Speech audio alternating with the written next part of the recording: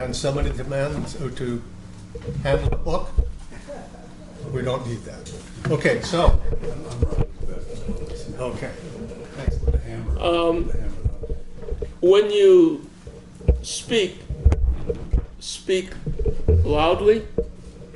I've noticed ever since I turned 80, some of my problems with hearing and other physical ailments have all of a sudden increased. One of them is hearing.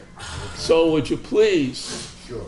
I have a microphone here that is attached here, so if anybody wants to come up and speak to it, it's available to ask the question or make a comment.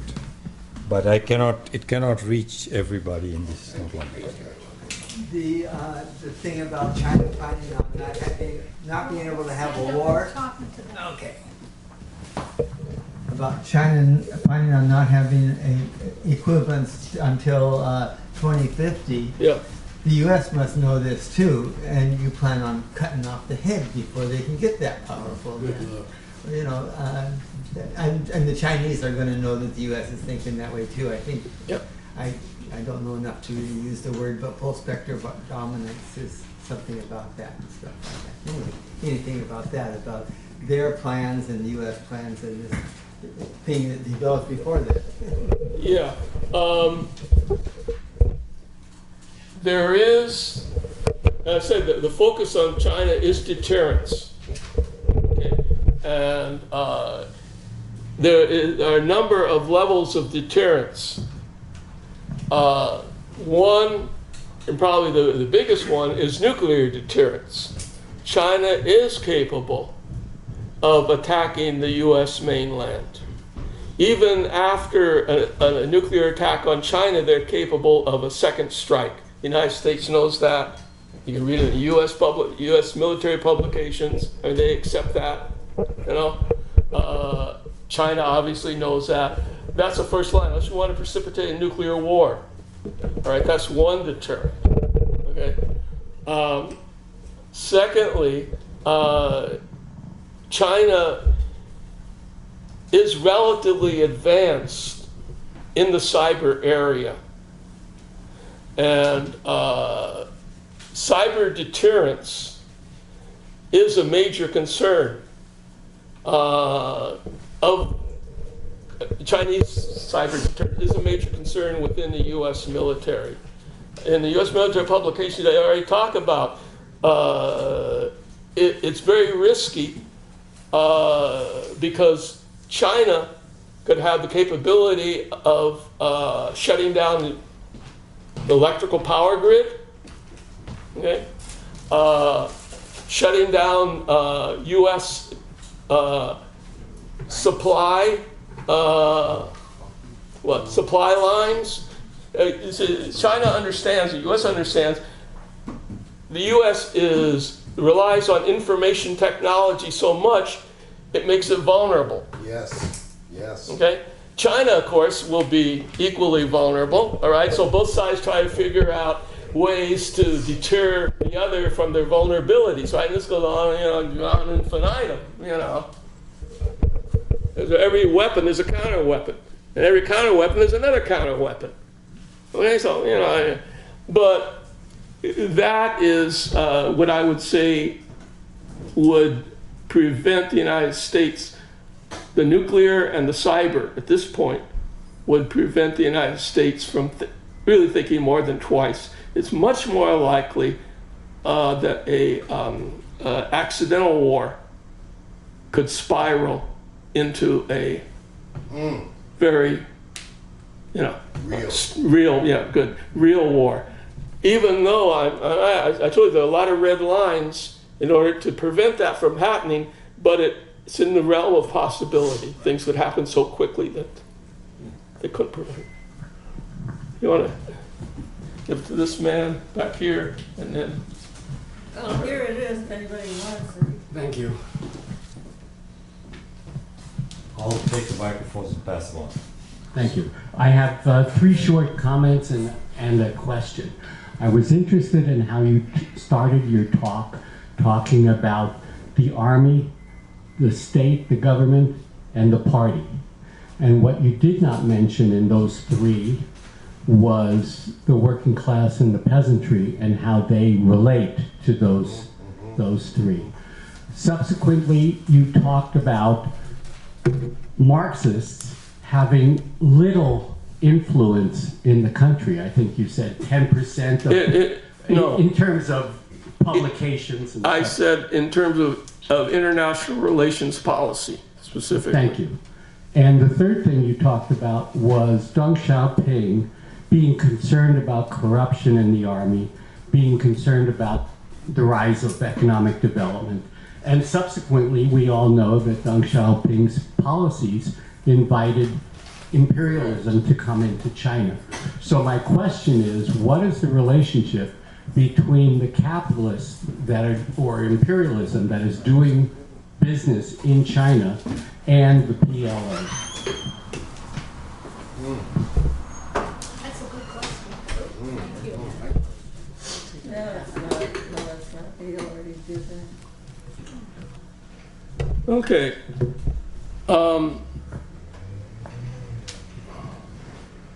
The working class, peasantry. I got you. Live through it. It's You're okay. I can't take that. That's okay. And their relationship. Okay. I said three institutions. The working class and the peasantry are not institutions. They're classes or strata. Oh, no. Okay. The state, the party, and the army are supposed to be working class institutions. That's the character of the institutions. I was talking about the dependency of institutions on each other. So that would be the relationship. Did you say you mentioned something about corruption? Oh, yeah, okay. Deng Xiaoping policy. Yes.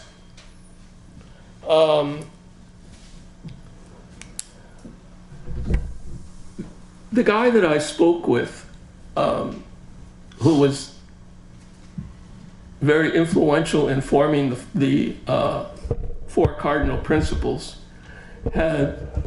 currently has moved away from Deng.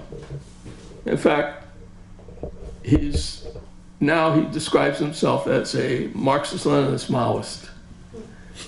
And when I told him I read all the 4 volumes in English that Deng Xiaoping, wrote, he said, after the first volume, said, forget it. Of course, he had influence on the first volume. He said, but after the first volume, forget it. He said, the rest might very well lead us down the capitalist road. And he was very upset about Jiang Zemin allowing capitalists into the Communist Party. In fact, I never met anyone in China who was enthusiastic about that policy in particular.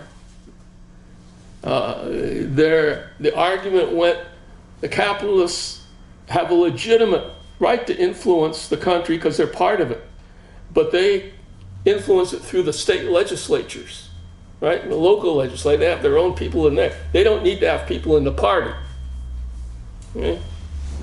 And of course, the legislatures are largely advisory groups.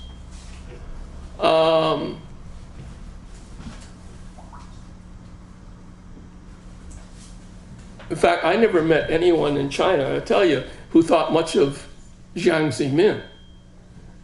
They either did not like his policies, or on a personal level, they thought he was kind of like a clown or a show-off. Yeah. But I always got to wonder, how come not only maintained his power for so long, but got so many of his policies into practice? And that's because he had 2 sources. Right? One was the capitalist class. The second was the military. I mean, because he never had military experience, he promoted a lot of generals to the top, right? Replaced those at the top, right? And the generals wanted to move in this direction about high-tech warfare, and Jiang Zemin was all for it. right? So he went right along with it. Okay, so that was the second base. But getting on to the question about capitalists, yeah, they have an influence. So does the party, and that is the non-capitalists within the party. And in my view, the capitalists got such influence within the party that it moved away from a socialist goal and moved away from the party being a socialist party, that it would delegitimize the party among many of its members and among much of the population. And I think that is the biggest deterrent for them to control the capitalists. And they control the capitalists. All the capitalist firms have party members, right, on their boards, right? They control the capitalists through, the capitalists can't just do anything. Because the state controls the commanding heights of the economy, the state controls the banks. Capitalists want to invest in certain things in which they would get more powerful. Not that they aren't already, but I'm talking about really a lot more. All the banks just refuse to give them the money to do it. They say, you want to invest there? No, we want you to invest in this. They say, well, we might make less money in this. Don't care. Invest in this or you're not going to get any money. Okay? Through economic measures, they're able to control the capitalists indirectly rather than directly.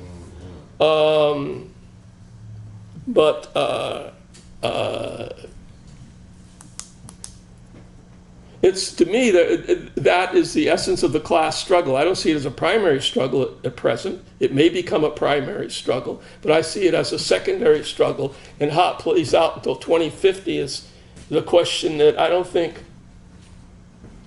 looking at this group, maybe one might live that long to find out. Yeah, looking at you. He's older than he looks. Be surprised. What about life after death? I was. What about life after death? Life after that, you won't care. I was more of a Flash Gordon fan. Yeah, more. Why don't you going to pass it around, Mike? I don't need the mic. Yep, we do. Who are you calling? The rest need the mic to hear I you. was next. Come on, I was next. Remember that? Don't be a stripper. Got to keep your hand up the whole time. Do you have any feeling about that there has been a thought about making the military populated by the general mass of people in ways where they are decently accommodated while they participate as a military that helps out areas throughout the countries, as opposed to being just a fighting force? I mean, we talk about them being prepared, the idea of that they're fixing roads together with the populations around the world, that they're fixing housing, that they're helping deliver babies around, the whole integrating a military that first of all gets financial support, material support, by serving in this system, and that they get, for example, separated bedrooms so that the women, whoever they call themselves, sleep over there, and the men, whatever they call themselves, sleep over there. That whole kind of accommodation for human beings, and also that they don't have to sleep where somebody is snoring terribly, that it's a comfortable kind of living for however long, 2 years or 20 years. Yeah.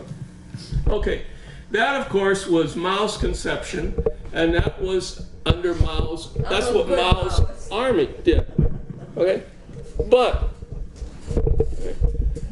you would have to have many, many, many, many, many more millions in the army, and they would not be trained primarily to fight, but they would have to do these other things. Okay? That is a waste of money, It's a waste of time. It's much better.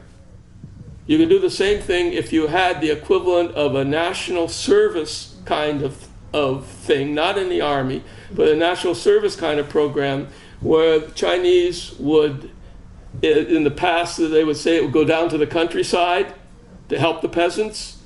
If they had that kind of a program, it would be more effective, I think, than having the army do it. Arm those people. Arm those people and let them have a day a month. Well, I'll say something. There are about 12 or 13 million people in the militia in China currently. Okay? Now, these are regular folks that are trained in some aspect of fighting. Okay? Now, since it's not likely China is going to be invaded, okay, they are more like a, how should I say, a deterrent threat than anything, or part of the deterrent threat. They do have certain militia units which are in, say, cyber or other areas of information warfare, and not just trained to carry a gun or guard things and so on and so forth. But the militia could be used in that respect. But I think that if you're talking about something broader, something more international service would be more appropriate. Way in the back. Gigi was next. No, let Gigi go. Can I go, please? Thank you. Well, first of all, when you hear about China and you hear about the U.S. drops bombs and kills millions. China builds infrastructure and builds hospitals and builds stuff, okay? So it isn't like, too worrying, the Nazis versus the, whatever. We are sort of Nazis. But anyway. What? Well, yes, I think we are. Getting there anyway. Our government. Our government. I'm sorry, not us personally. No. But here's what I'd like to know. So, with all of their power and with them being everywhere, is it right then to say bring all our troops home and deal with diplomacy like Tulsi's saying, which I totally agree with? We should we should close down all these disgusting, military bases we have all over the world, bring them home, deal with people in a diplomatic way. So should we? Maybe not. Maybe we got to worry about these disgusting Chinese and fight them everywhere. I don't know. I bet you a lot of people think that. Hopefully not. Anyway. Get into the microphone. You take it and pass it around where it's supposed to go. The answer is yes. I mean, that's almost rhetorical, because you know what my answer is going to be. Yeah, the answer is yes. That the United States should withdraw its forces. It's not going to withdraw its naval forces. All navies patrol sea lanes. Okay, a certain thing. We talk about army forces, special forces, people that are stationed at bases. Bases themselves. Well, if they're stationed at bases in the Navy, then the bases go. Close up, The U.S. not only is at bases, but their pre-positioned equipment is in countries in which they even don't have bases. That is, they put supplies in countries in which they don't have bases, but in which they could get those materials to use to fight in those countries because of agreements with them. But anyhow, the answer is yes. In my dream world, on the military, the U.S. would have a militia military, that everyone would, what you said, everyone would serve in the military. The military would be within the United States, that they would perform both, let's say, military functions, get military training, as well as training for civilian service, okay? And they know how to do both. But they say that's a dream, and that's not going to happen. I mean, you'd have to get the U.S. bases away from, and the U.S. troops away from other countries in order for that to happen.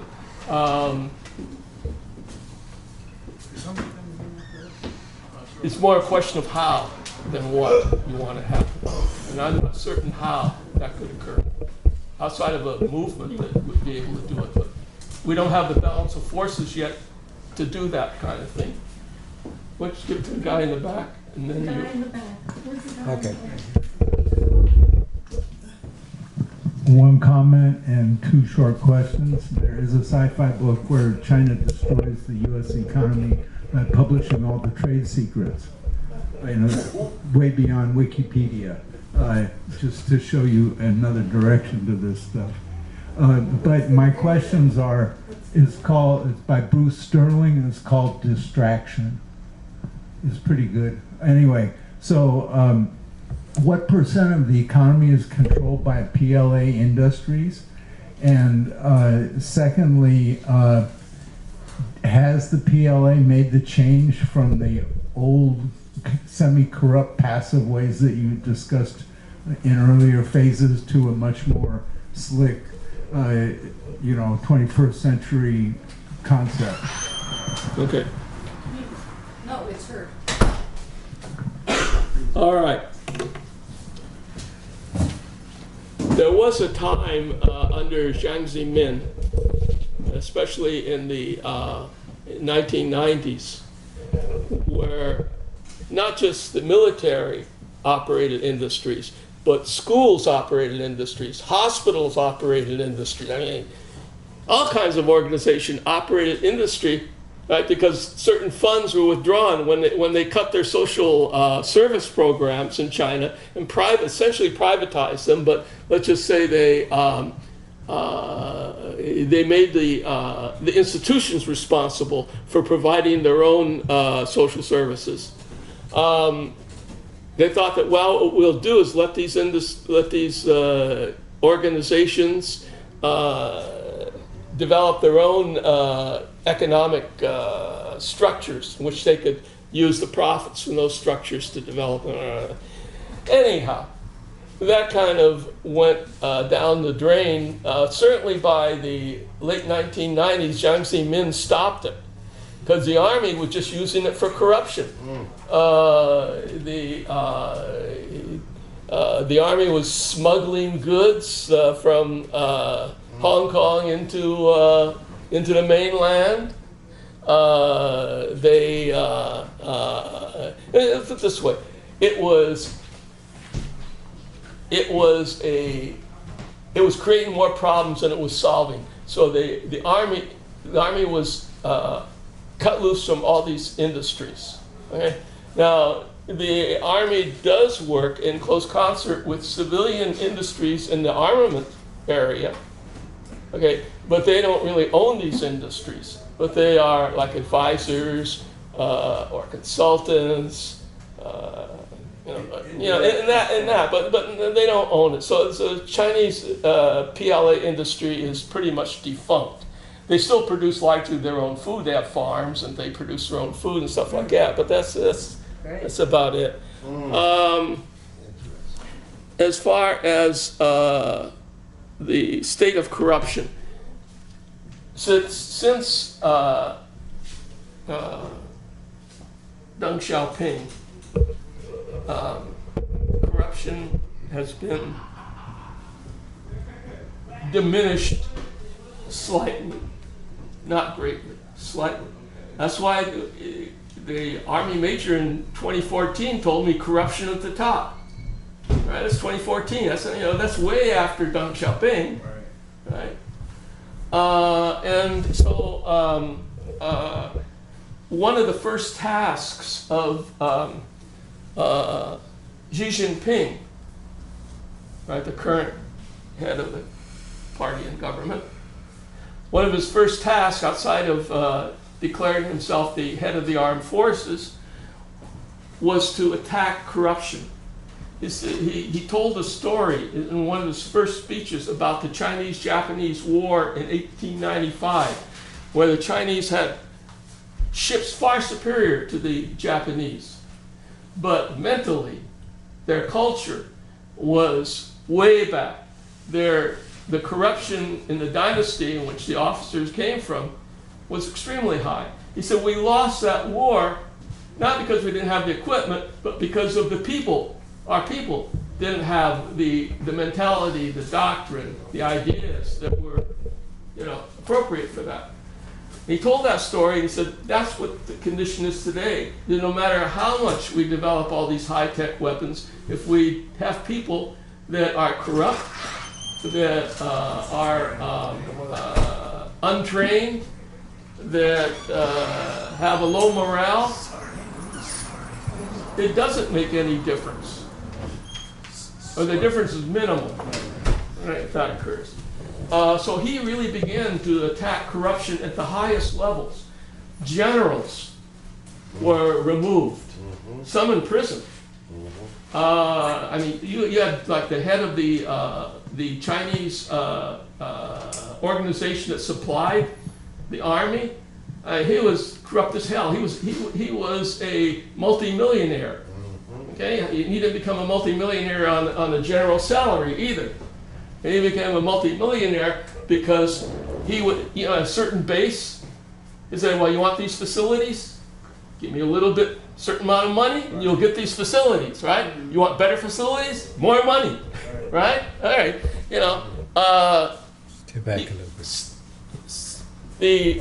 as I mentioned before, the selling of ranks. You want to get promoted? Hey, give me some money. You want to get into the army? And a lot of farmers' kids wanted to get into the army because their life would be better. Okay, pay. You pay, you get into the army. I could go on and on and on. Okay, I mean, yeah, he saw all this. I mean, this became very public, and not just in military publications that you can read about, but also in the popular press in China. And so he attempted to crack down on this. It's a continuing process, but the level of corruption has either declined or gone underground.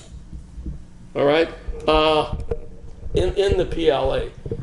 One of the first things he did was to have at the level from above the division level, at the core level, say top level of organization, that generals would serve for 2 weeks as privates in PLA, combat units, and the artillery and infantry and so forth, right? And that's done today. Now, how effective that is, that's another question. I've never read a study about it, about how effective that is. That is to learn from the average soldier, all right? But, you get a general, that's from a high position, he comes into your unit as a private, people might, the average soldier, even the average officer might be kind of intimidated by, gee, what's this guy going to say, when he goes? It's fine now, but what might happen later? All right, but it's an attempt to do that. Okay, so yes, corruption has been recognized. Corruption has been more firmly attacked by the current leader than by any other leader. Okay. I just have to say, we know about corruption at the top. This is about the old Silk Road, and Genghis, by the way, it is not pronounced Genghis. Genghis Khan, Yeah. He controlled vast amounts. And the whole Silk Road. I mean, I do know that in Kazakhstan, right? What's that body of water between Iran and Kazakhstan? It'd be good if you had a map. You want to have a map with your talk. Right, you did it wrong. Oh, be quiet, please. You are so rude. Yeah, you're really rude. Go ahead. And intrusive. So I want We're just to waste getting time started. fighting with you, but Let's go to the it's comment. just so distasteful. Let's That's go to all I the can comment. say. Okay, so now, and I do know that up in Kazakhstan, they have a big Standard Oil edifice and section. I mean, everybody I talk to who's gone to Kazakhstan, oh yeah, I work for Standard Oil. Oh yeah, I work, there's a lot going on there. So I want to ask you, where is this, and all those other countries, Tajikistan, Uzbekistan, Kyrgyzstan, who's going to control that? Anything in their dreams about, well, it's a worldwide cyber war is what this is. Who's got the power? That's what I don't know. I'm upset about it all, as everybody is. Yeah. That's my question. Who's got the power? All these countries are trying to develop their economies. And they're trying to develop the economies by using capitalist forces to do it. I mean, it's as simple as that. There's not too much choice. China itself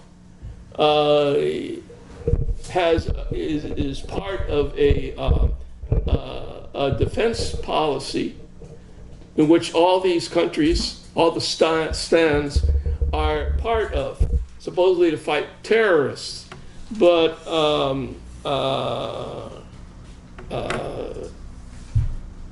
I think that will continue to exist until China becomes strong enough in order to that it will be enabled to have more influence in the stands. As yet, it simply doesn't have that influence. It's simply not that strong. China is, in their world development or the world economic development, they might be in a lot of different countries, okay? But their impact, it's so diffuse that the impact in specific countries is not all that great on average. It has to be much greater. I think one of the ideas for the Belt and Road was to have these countries integrate their economies more and to not necessarily to depend on China, although China can do a certain amount economically, but integration of these economies makes them stronger and less dependent on capitalist economies. Right? But in the short run, yes, there's going to be a struggle there, and this is a long-term thing. It's not going to stop, as far as I can see, into the next 50 years. They're not going to diminish. Well, we won't live long enough to see the result of it. We can see it right now. Watch it. Thank you very much. Al, thank you very much. I have too many questions, but at least I know I'm ignorant, so I don't want to be. I agree with the sister. We need to institute having maps, or at least the screen behind, so you can show us. I know Africa fairly well, and I wasn't aware of some of the the countries that you were referring to, and that's not good. So I would like to. They're saying they're going to take responsibility for doing what they're telling you to do. No, please don't interrupt. Please don't. Norma, please don't interrupt. Okay. So due to uneven and combined development, we understand that what were previously backward countries can very quickly acquire new technology. India has the bomb also. But I think that the leadership in China is engaged in what we call in America whistling past the graveyard on this thing about, well, in 50 years we'll be ready. You don't want to tell your enemy that you're going to be ready in or 50 or 25. That's not a good idea, in my opinion. The question, though, really is the question of labor productivity, and in that sense, they are not ready. I understand that. Now, the trade war, here's something I think we have a duty to do here in the United States. I believe that revolutionary-minded people should make it clear to class-conscious workers that we have a side in this conflict. And I know it may be unpopular, but I actually believe that we should be on the side of China against our own government, because as Carl Liebknecht and Rosa Luxemburg said earlier, the main enemy is at home. And in fact, we see, I've been trying to follow this on television, even the capitalists are complaining that Mr. Trump is actually going to disrupt the supply lines of capitalism, the modern supply lines of capitalism, to the point that it will bring about a recession if they continue to try to attack China economically. Okay, so we got to talk about the connection of Hong Kong. Because I believe that you know, that the art of war makes the point, all right, let me just try to finish it, that the weakness of your enemy, well, that's, imperialism is attacking the weakness of China, which is Hong Kong. And lastly, I just think we really need to say, I want to say, we have to pay attention to the history of the USSR